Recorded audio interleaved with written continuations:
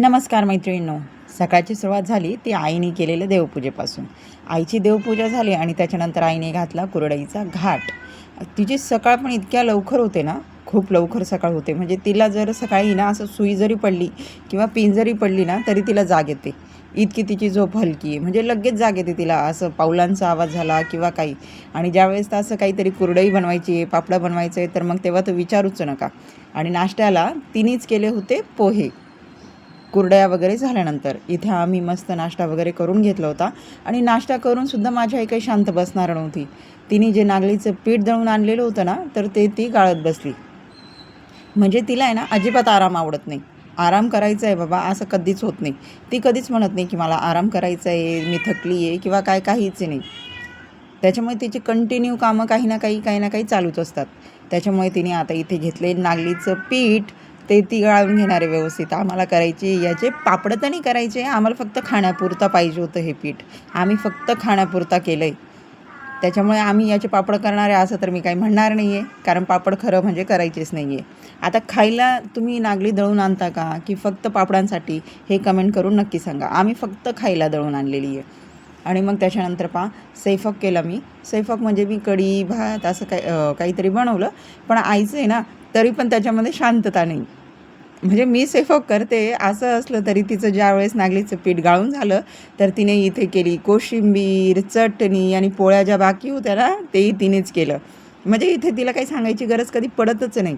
उलट आपण आहे ना थोडंसं थकू किंवा काय, तर तसं तिचं नाही आहे. आता नागलीचं पीठ गाळून झाल्यानंतर तिने मला पाहिलं, हिने भात टाकला आहे, कढी बनवली आहे, तर ठीक आहे आता मी करते पुढे. त्याच्यामुळे तिने पीठ पण भिजवलं, पोळ्या पण करून घेतल्या, चटणी पण केली, कोशिंबीर पण केली.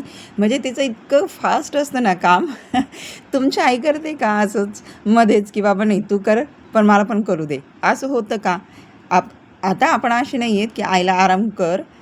खरं म्हणजे मी आईला म्हणतच नाही आराम कर, कारण माझी आई आराम करते आणि थकते. ती आराम करून थकते, काम करून कधीच थकत नाही ती. तिला काम जर नसलं ना मग तिचं चालू होतं की करमत नाही आहे, बोर होतं आहे, कंटाळा आला आहे. आणि ज्यावेळेस ती अशी काहीतरी कामं करत असेल ना तर त्यावेळेस ती फ्रेश असते. त्याच्यामुळे मी तिला म्हणतच नाही तू आराम कर. माझ्या मुली पण मला ओरडतात की हां आईला आराम करू दे. पण जर मला माहिती आहे की ती आराम जर केला तर ती थकणार आहे. आराम करून ती खूप बोर होते, खूप कंटाळते ती. आणि मग तिला इथे यायचा पण खूप कंटाळा येतो. मग तुम्ही सांगा, मी बरोबर करते की चुकीचं करते? आता मी जर तिला फक्त बसवून ठेवलं ना तर ती येणारच नाही इथे. की बाबा तुला म्हणजे मी तिथे येऊन फक्त बसायचं आहे तर मग मी इथे पण बसते, असं होऊन जाईल ना. मग आता तुम्ही सांगा की बाबा आता काय करायचं आहे? आणि असं काही नाही आहे का ती इथे आल्यावरच काम करते.